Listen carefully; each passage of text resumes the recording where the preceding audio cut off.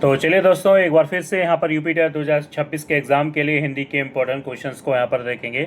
और इस चैनल के माध्यम से आपको वही प्रश्न कराए जा रहे हैं जो यूपी टेट के एग्ज़ाम में यहाँ पर देखने को आपको यहाँ से मिलेंगे। और मैं दावे के साथ यहाँ पर कह रहा हूँ 60 से 70% आपको प्रश्न यूपी टेट के एग्ज़ाम में हमारे चैनल के माध्यम से देखने को मिलेंगे। बाकी आप सब्सक्राइबर पर मत जाइएगा, फॉलोवर्स पर मत जाइएगा, सिर्फ कंटेंट देखिएगा और यूपी टेट के एग्ज़ाम में प्रश्न देखिएगा कि आपको हमारे चैनल से कितने मिले। तो चलिए, आज का पहला प्रश्न आपके सामने स्क्रीन पर है, ध्यान से देखिएगा। टॉप 20% लिए गए हैं। फतेह मिलेगी आपको, जीत मिलेगी। दावे के साथ डंके की चोट से यहाँ पर कह रहा हूँ कि आपने अगर वीडियो पूरा देखा, यानी कहा जाए तमाम वीडियो देखे, तो यूपी टेट आपका आसानी से निकल जाएगा। देखिए यहाँ पर लिखा हुआ कमल शब्द का विलोम शब्द क्या है। देखिए, अगर हम कमल शब्द की विलोम शब्द की बात करें तो भैया इसका ऑप्शन हम चले जाएंगे सी के साथ चले जाएंगे। क्यों? देखिए, सी आपका यहाँ पर राइट आंसर हो जाएगा, कुम्भलया। ठीक है ना? क्यों? क्योंकि कमल एक खिला हुआ फूल होता है। इसका विपरीत की अगर बात करें तो आपका ऑप्शन में कभी कभी मुरझाया मिलेगा या कभी कुम्भलया मिलेगा। तो आपको आंसर ये लगा कर आना, इसका मीन होता है मुरझाया हुआ। ठीक है ना? चलिए, अगला यहाँ पर प्रश्न देख लेते हैं। अगला प्रश्न आपके सामने क्या है, यहाँ पर पूछा जा रहा है अकथनीय शब्द में कौन सा उपसर्ग है। देखिए, अगर हम कथनीय देखें तो उसके शुरुआत में आ लगा हुआ है, तो आ उपसर्ग यहाँ पर लगाया गया है। और कथनीय का मतलब होता है कहने के योग्य होता है, और उपसर्ग लगाने से हो जाता है जो कहने के योग्य ना रहे। तो अगला प्रश्न यहाँ पर देख लेते हैं, और बाकी ये पीडीएफ मैं अपने चैनल के टेलीग्राम ग्रुप में डाल दूंगा। आप वहाँ से जाकर इसको निःशुल्क प्राप्त कर लीजिएगा। प्रश्नों के साथ उत्तर सहित व्याख्या सहित वाली मैं पीडीएफ वहाँ पर डालूंगा।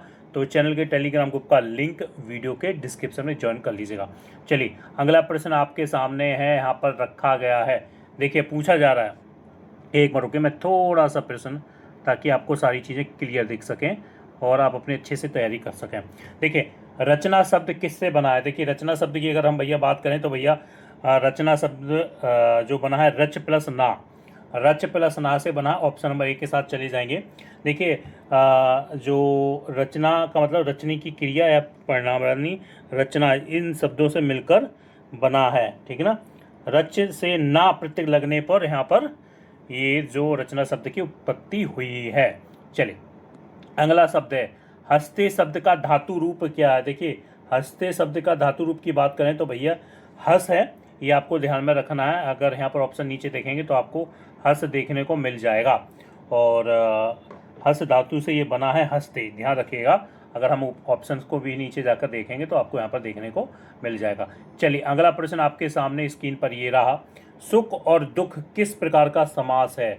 तो भैया हम सभी जानते हैं सुख और दुख कौन से प्रकार का समास है, तो ये आपका है द्वंद्व समास। ठीक है ना? और मैंने पिछले वीडियो में आपको समास से पूरी व्याख्या सहित सारी चीज़ों को यहाँ पर बता दिया।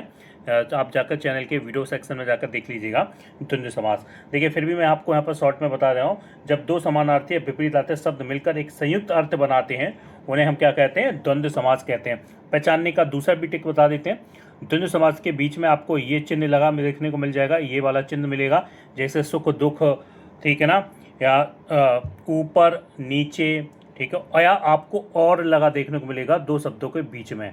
दो शब्दों के बीच में आपको और लगा देखने को मिलेगा, या आपको ये चिन्ह देखने को मिलेगा इन दो शब्दों के बीच में, तो वो आप द्वंद्व शब्द लगाकर आ जाना है। चलिए, अगला प्रश्न आपके सामने है, यहाँ पर पूछा जा रहा है प्रश्न संख्या 6 में, कि जिसका आरंभ ना हो, यानी के लिए एक शब्द है, जिसका आरंभ ना हो तो भैया वो हो जाता है अनादि। ध्यान रखिएगा, अनादि हो जाएगा। ठीक है ना? जिसका कोई आरंभ ना हो उसको बोलते हैं अनादि। और जो अनादि में जो उपसर्ग लगा है, अन लगा है, ध्यान रखिएगा, अन उपसर्ग लगा है, और आदि, ठीक है ना, आदि बन के ये बना हुआ है। ठीक है ना? अन लग गया शुरुआत में और बाद में आदि, आप सभी जानते हैं। चलिए, अगला यहाँ पर देख लेते हैं। प्रसंग संख्या आपका स्क्रीन पर ये रहा, राजा का स्त्रीलिंग शब्द है भैया, सभी जानते हैं राजा का स्त्रीलिंग शब्द रानी हो जाएगा। ठीक है ना? राजा का स्त्रीलिंग शब्द रानी हो जाएगा। चलिए, अगला यहाँ पर प्रश्न आपके सामने स्क्रीन पर ये रहा। देखिए, यहाँ पर पूछा जा रहा है असत्य शब्द में कौन सा उपसर्ग है। तो भैया असत्य, माफ कीजिए, असत्य शब्द में कौन सा उस उपसर्ग है।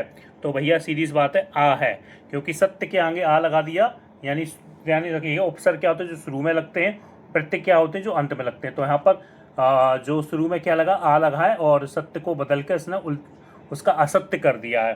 तो आ लगा है उपसर्ग जो शुरुआत में लगते हैं, यानी जो यहाँ पर राइट आंसर आपका ऑप्शन नंबर ए के साथ यहाँ पर चले जाएंगे।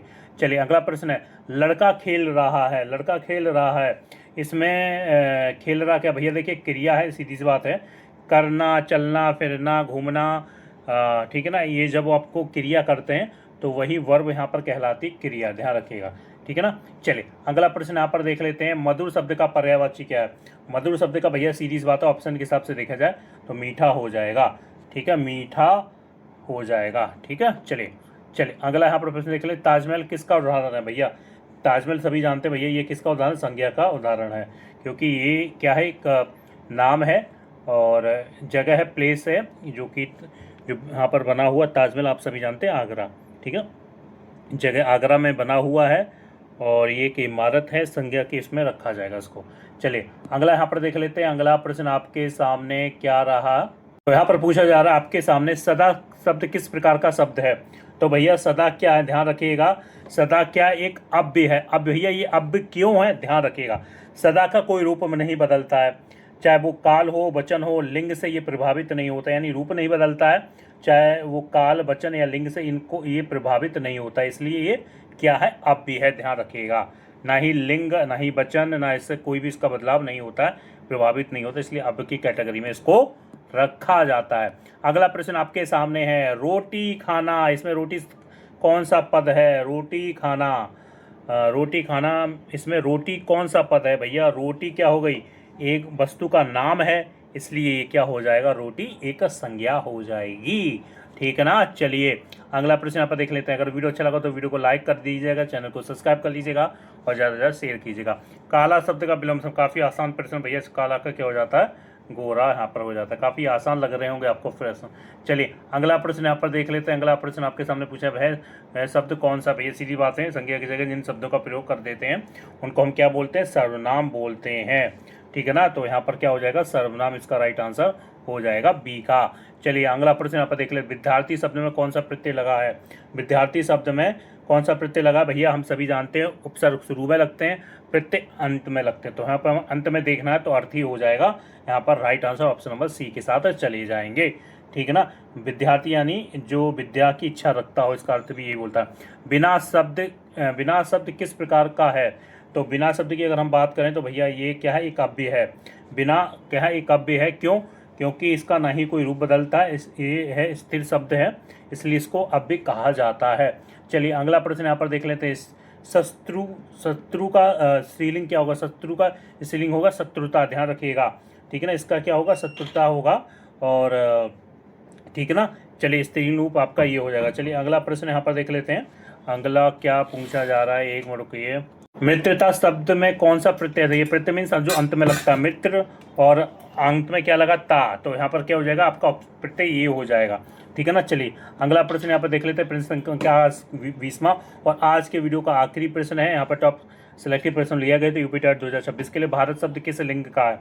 भारत शब्द किस लिंग का भैया, सीरीज बात है, पुल्लिंग है, मैंने आपको पिछली वीडियो में बताया आप कैसे पहचानेंगे कोई भी शब्द पुल्लिंग स्त्रीलिंग हो, तो मैंने आपको बताया था कि आपको इस तरीके से यहाँ पर पता करना है, मेरा, मेरा और मेरी करके, ठीक है ना। आपको इससे देखिए, मेरा भारत, ठीक है ना, मेरी भारत कभी आपने सुना नहीं होगा, हाँ, इन दो शब्दों से आप पहचान सकते हैं, मेरा भारत, मेरी भारत कभी नहीं सुना होगा, तो ये कौन सा शब्द है, पुल्लिंग शब्द है। देखिए ध्यान रखिएगा, मैं एक और बात बताऊँ, देश है या पर्वत है या समुद्र आदि नाम सब पुल्लिंग में माने जाते हैं, कि ये भी आपको ध्यान में रखना है, कोई पर्वत है, समुद्र है, इनको हमेशा पुल्लिंग के नामों से जाना जाता है, ठीक है ना। ये राइट आंसर आपका ऑप्शन में ए हो जाएगा। तो यहाँ पर आप सभी के लिए यूपी टेट के लिए शानदार क्लास बनाया गया था, कैसा लगा कमेंट बॉक्स में जरूर बताइएगा। चैनल के व्यूअर्स का मत जाएगा, चैनल के मात कीजिएगा, चैनल के सब्सक्राइबर पर मत जाइएगा, सिर्फ कंटेंट देखिएगा, प्रश्नों को देखिएगा जो यूपी टेट में आपको देखने को मिले। तो जय हिंद,